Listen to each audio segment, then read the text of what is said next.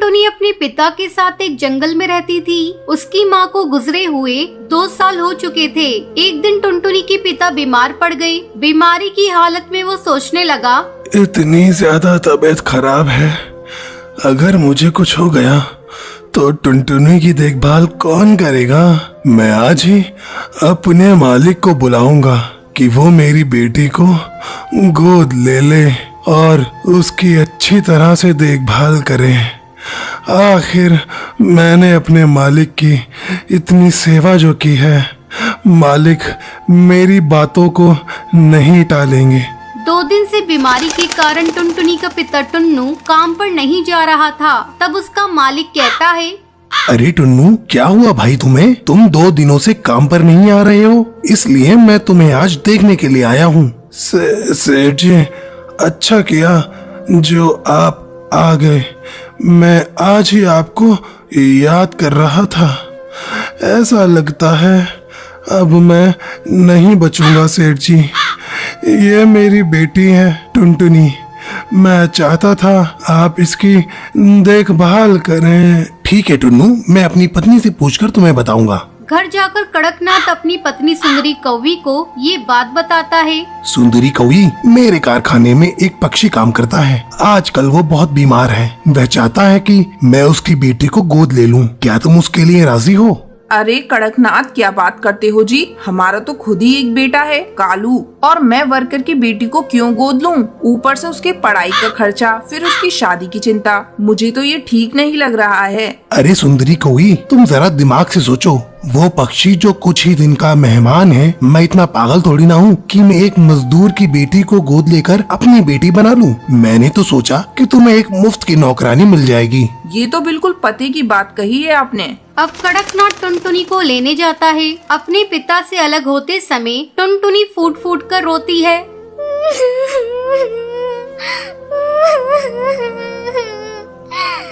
बाबा, मुझे अपने से अलग मत करो। मैं आपसे अलग होकर कैसे रहूंगी? बाबा, मैं आपको छोड़कर कहीं नहीं जाऊंगी। जा मेरी बच्ची, इसी में तेरी भलाई है। कड़कनाथ टुनटुनी को घर लाता है। घर आकर कड़कनाथ अपने काम में बिजी हो जाता है और सुंदरी कौवी टुनटुनी से मीठी मीठी बातें करने लगती है। टुनटुनी, तू कुछ खाएगी? नहीं माँ, मुझे भूख नहीं है। अरे सुन टुनटुनी, मैं तेरी कोई माँ नहीं हूँ। तू मुझे मेम साहब कहा कर। चल अब जा जाकर रसोई में सो जा। अगली सुबह सुंदरी कौवी टुनटुनी के पास जाती है। ए टुनटुनी, चल अब उठ। हमारे यहाँ इतनी देर तक कोई नहीं सोता।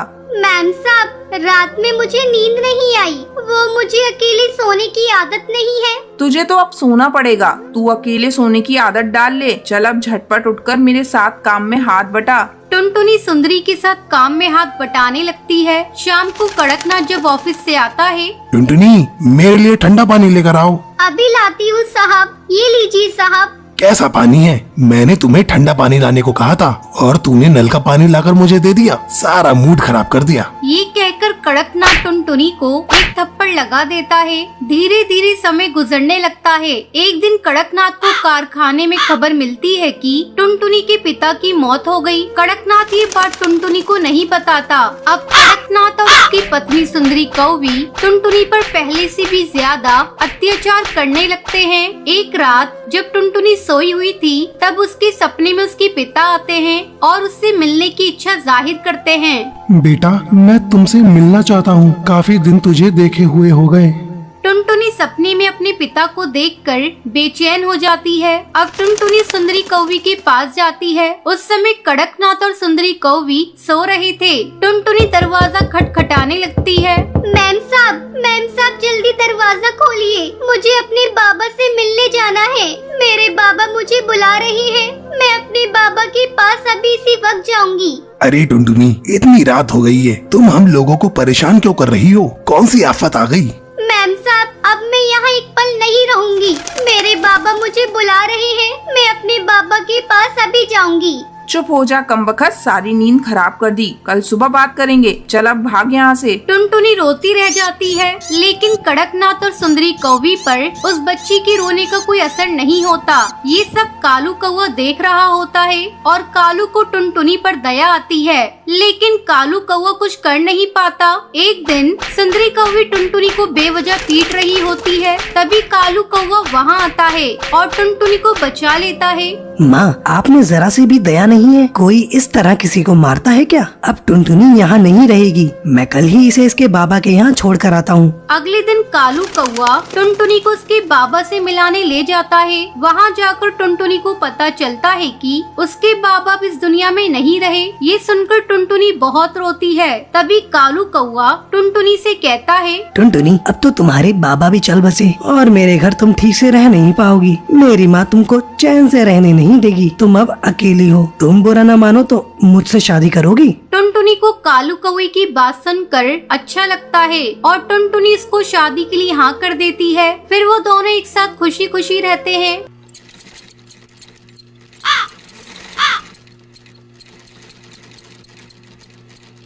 सुंदरवन जंगल में टुनटुनी चिड़िया अपनी माँ टूनी चिड़िया के साथ रहती थी। टुनटुनी चिड़िया को बचपन से ही सिलाई करने का बहुत शौक था। जब भी उसे समय मिलता वो अपनी माँ की सिलाई मशीन निकाल कर उस पे सिलाई करने लगती। माँ, ये देखो ना, मैंने कितनी अच्छी फ्रॉक सिली है। अरे वाह बिटिया, तूने तो बहुत अच्छी सिलाई की है। लेकिन बेटा, तू अपनी पढ़ाई पर भी ध्यान दे। मैं तुझे एक बड़ी अफसर बनाना चाहती हूँ। तेरी परीक्षा होने वाली है और तू सिलाई करने में लगी रहती है। माँ, मुझे सिलाई करना अच्छा लगता है। मैं पढ़ाई के साथ साथ सिलाई करना भी सीखूंगी। मैं कुछ नहीं जानती। आप मेरा दाखिला किसी सिलाई सेंटर में करवा दो। ठीक है टुनटुनी, जब तेरा इतना ही मन है तो मैं तेरा दाखिला किसी सिलाई सेंटर में करा देती हूँ। अगले दिन टूनी चिड़िया टुनटुनी का दाखिला एक सिलाई सेंटर में करवा देती है। अब टुनटुनी पढ़ाई के साथ साथ सिलाई भी मन लगाकर सीखने लगती है। कुछ ही दिनों में टुनटुनी की स्कूल की पढ़ाई हो जाती है। एक दिन टूनी की सहेली बबली कबूतरी उसके घर आती है। अरे टूनी, ओ टूनी, कहाँ है? जल्दी आ। तब टुनटुनी चिड़िया कहती है, आंटी, वो माँ घर पर नहीं है, पड़ोस में गई हैं। आप बैठिए, मैं उन्हें अभी बुला कर लाती हूँ। तुम टुनटुनी हो ना? कितनी बड़ी हो गई है। जब मैंने तुझे देखा था उस समय तू बहुत छोटी थी। पहचाना मुझे? मैं तेरी बबली आंटी हूँ। टुनटुनी, तू जाकर अपनी माँ को बुला ला। टुनटुनी चिड़िया पड़ोस में अपनी माँ को बुलाने के लिए चली जाती है। थोड़ी देर बाद टुनटुनी चिड़िया अपनी माँ को लेकर घर आती है। अरे बबली कबूतरी, तू कब आई? टुनटुनी, तू जाकर चाय बना ला। फिर टूनी चिड़िया बबली कबूतरी से बातें करने लगती है। बबली कबूतरी टूनी से कहती है, टूनी, तेरी बेटी बहुत प्यारी है। मैं इसे अपने घर की बहू बनाना चाहती हूँ। मेरा बेटा बंटी एक वकील है और उसके लिए मुझे तेरी बेटी जैसी ही एक संस्कारी बहू चाहिए थी। तेरी बेटी मुझे बहुत पसंद है। तुझे इस रिश्ते से कोई एतराज तो नहीं है ना? नहीं नहीं बबली कबूतरी, ये तुम कैसी बातें कर रही हो? मुझे इस रिश्ते से कोई एतराज नहीं है। मैं लाख कोशिश करके भी इतना अच्छा रिश्ता ढूंढ नहीं पाती। जल्दी टुनटुनी चिड़िया और बंटी कबूतर की शादी हो जाती है। शादी के कुछ ही दिन में टुनटुनी चिड़िया एक बच्चे की माँ बन जाती है। ससुराल में सभी लोग उससे खुश थे। एक दिन बंटी कबूतर टुनटुनी चिड़िया से कहता है, टुनटुनी, आज ऑफिस में कुछ ज्यादा ही काम है। मैं रात को देर से घर लौटूंगा, तो मेरा इंतजार मत करना। इतना कहकर बंटी कबूतर वहाँ से चला जाता है। लेकिन थोड़ी देर बाद कालू कौवा तेजी से उड़ता हुआ उसके घर आता है। गजब हो गया टुनटुनी बहन। जब बंटी कबूतर अपने ऑफिस जा रहा था तब एक बाज ने उस पर हमला कर दिया, जिसमें उसकी मौत हो गई। इतना सुनते ही टुनटुनी चिड़िया रोने लगती है।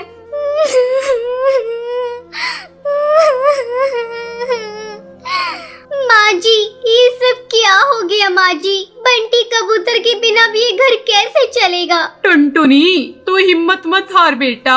ऊपर वाले की मर्जी के आगे किसी की नहीं चलती। इस तरह कुछ दिन गुजर जाते हैं। टुनटुनी चिड़िया अपना दुख भुलाकर सिलाई का काम करना शुरू कर देती है। आस पड़ोस के पक्षी उसके पास अपने कपड़े सिलवाने के लिए आने लगते हैं। एक दिन हरी काकी उससे कहती है, टुनटुनी, तू तो इतनी अच्छी दर्जी है, इसके बारे में तो मुझे पता ही नहीं था। कम पैसों में बहुत अच्छे कपड़े सिल देती है। तू ऐसा कर, अपना एक बुटीक खोल ले।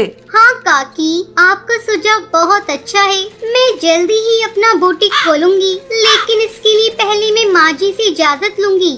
हरी काकी के जाने के बाद टुनटुनी चिड़िया अपनी सास से बुटीक खोलने की इजाजत मांगती है। माँ जी, क्यों ना मैं अपना एक बुटीक खोल लूं, इससे अच्छी कमाई हो जाएगी। ठीक है टुनटुनी, तुझे जो अच्छा लगे वो कर। तू अपने बुटीक का अच्छे से काम कर, मैं तेरे बच्चे को संभाल लूंगी। जल्द ही टुनटुनी चिड़िया अपना बुटीक खोल लेती है। अब उसकी कमाई पहले से दुगनी हो गई थी। इस तरह टुनटुनी चिड़िया खुशी खुशी अपनी जिंदगी बिताने लगती है। सुंदरवन जंगल में कालू कौवा अपनी बीवी टुनटुनी और अपनी माँ टूनी के साथ रहता था। टुनटुनी और कालू कौवा टूनी के साथ बिल्कुल अच्छा बर्ताव नहीं करते थे। एक दिन कालू कौवा काम के लिए निकल जाता है। टूनी को बहुत भूख लगती है। वो टुनटुनी को आवाज लगाकर बोलती है, टुनटुनी बेटा, कुछ खाने को बना दो, बहुत भूख लग रही है। दोपहर भी हो गई है, मुझे दवाई लेनी है। खाने को भी मैं ही बना कर दूंगी। आपके हाथ पर क्या काम नहीं करते? दिन भर परेशान कर देती हो, कुछ तो काम कर लिया करो। बेटा, मुझसे काम नहीं होता, वरना मैं तुम्हें परेशान नहीं करती। मैं खुद ही सब कर लेती। हाँ हाँ, खाना खाने को बोल दो बस, तो भर भर कर खा लोगी। और थोड़े से काम का बोल दो तो हाथ पैर नहीं चलते इनके। इतना बोलकर टुनटुनी अपने कमरे में चली जाती है। टूनी चिड़िया भूखी ही रोते रोते अपने कमरे में जाकर सो जाती है। शाम को कालू कौवा नौकरी से आकर अपने कमरे में जाकर सो जाता है। टूनी चिड़िया भूखी प्यासी ही सोई रहती है, उसे कोई पूछने नहीं आता। दूसरे दिन टूनी की तबीयत खराब हो जाती है। टूनी कालू कौवे के पास जाती है और बोलती है, बेटा कालू, मेरी तबीयत आज कुछ ठीक नहीं है और मेरी शुगर की दवाई भी खत्म हो गई है। जरा बाजार जाकर ला दो।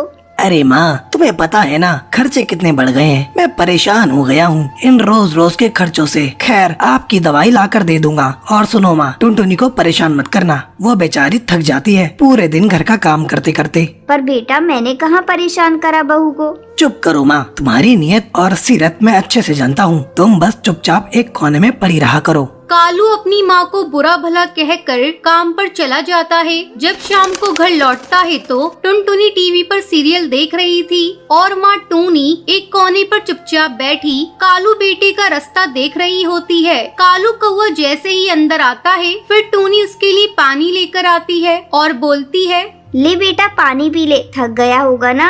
हाँ हाँ, P low Kalu ji, P low. तुम्हारी माँ को ही तुम्हारी फिक्र है बस। मैं तो कभी तुम्हारे बारे में सोचती ही नहीं हूँ। ऐसा नहीं है बहू, तुम टीवी देख रही थी इसलिए मैंने पानी दे दिया। आखिर मेरा बेटा है। अरे, सब समझती हूँ मैं आपकी हरकतें। कितनी चालबाज हैं आप, घर में फूट पड़वाना चाहती हो। ऐसा कुछ नहीं है बहू। बेटा तू समझा बहू को, ये क्या कुछ बोल रही है। क्या समझाऊं है, क्या समझाऊं? सही तो बोल रही है। कोई काम होता नहीं तुमसे और मुझे देखकर सब काम खुद करने लग जाती हो। मुझे तो समझ नहीं आता कि कैसे झेलूंगा मैं तुम्हें माँ।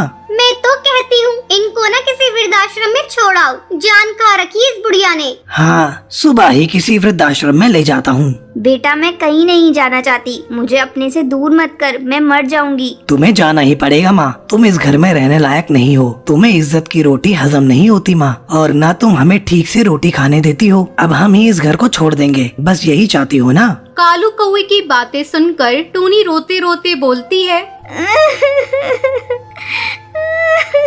नहीं बेटा, तू ऐसा मत बोल, मैं ही चली जाऊंगी। सुबह होते ही कालू कौवा अपनी बूढ़ी माँ को वृद्धाश्रम छोड़ आता है। थोड़ा समय बीत जाता है। एक दिन कालू कौवा और टुनटुनी लंच के लिए अपने दोस्त मिट्ठू तोता को अपने घर बुलाते हैं। मिट्ठू कालू से बोलता है, अरे यार, कितने सालों बाद मिले हैं अपन आज। हाँ यार, बहुत टाइम हो गया। आज तो भाभी जी के हाथ का खाना खाने को मिलेगा। पर भाभी, एक बात बोलूंगा, आंटी जैसी दाल की खिचड़ी कोई नहीं बना सकता। वो तो पूरे जंगल की बेस्ट कुक है। क्यों, है ना कालू कौवे? हाँ यार। वैसे यार, आंटी है कहाँ, दिखाई नहीं दे रही है। यार, मैं और टुनटुनी उनसे परेशान हो गए थे। उन्होंने परेशान कर दिया था। खाना, दवाई और कितनी महंगी दवाइयाँ आती थी उनकी, तुझे तो पता ही है। तुझसे ही तो मंगवाता था मैं दवाइयाँ। हाँ सही बोल रहा है, पर जिसे तू नॉर्मल शुगर की दवाइयाँ समझकर मंगवाता था ना, वो तेरी माँ का तुझे दिया गया ऐसा कर्ज है जो तू कभी नहीं चुका सकता कालू। तू कभी आंटी के मन को समझ ही नहीं पाया। उनके मन में सिर्फ तेरे लिए प्यार था, और ये तेरी जिंदगी जो है ना, ये उसी दिन खत्म हो जाती जब तू 9 साल पहले हॉस्पिटल में एडमिट हुआ था। जिस माँ ने तुझे ये बोला था ना हॉस्पिटल में, बेटा परेशान मत हो, नॉर्मल पथरी का ऑपरेशन है, उस माँ ने अपनी जान की परवाह ना करते हुए तुझे एक किडनी दी थी। वो चाहती तो उस वक्त अपनी फिक्र करके तो जैसी औलाद को मरने देती, पर उन्होंने तुझे बचाया और थू है तुझ पर कालू। मिट्ठू की बातें सुनकर कालू की आंखों से आंसू बहने लगते हैं। दूसरे दिन ही कालू कौआ सुबह सुबह अपनी माँ को लेने आश्रम पहुँच जाता है। आश्रम में टूनी की तबीयत बहुत खराब होती है और वो बस कालू को ही याद करती रहती है। डॉक्टर कालू को देखते ही बोलती है, कैसे बेटी हैं आप जो अपनी माँ को इतनी तकलीफ में भी यहाँ छोड़ गए। वो आपको इतना याद कर रही है और आप अपने ही जीवन में मस्त हैं। आप जैसे लोगों को अपनी माँ का जरा भी ख्याल नहीं होता। डॉक्टर आप उन्हें ऐसे मत डांटिए, उनकी कोई गलती नहीं है, वो तो मैं ही बार बार बीमार पड़ती रहती हूँ।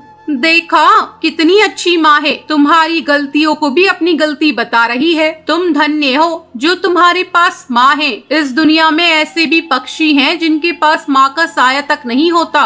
डॉक्टर की बातें सुनकर कालू अपनी माँ टूनी को रोते रोते गले लगाता है और बोलता है, माँ मुझे माफ कर दे माँ, मैं तेरे कर्जों को कैसे उतारूं? माँ मैंने तुझसे बहुत बुरा बर्ताव किया। माँ जी मैंने भी बहुत बुरी तरह से आपको परेशान किया, मुझे माफ कर दीजिए माँ जी। अरे मेरे बच्चों, माँ कभी अपने बच्चों से नाराज होती है? मैं तो बस हमेशा तुम्हें खुश देखना चाहती हूँ। और फिर तीनों खुशी खुशी घर आ जाते हैं।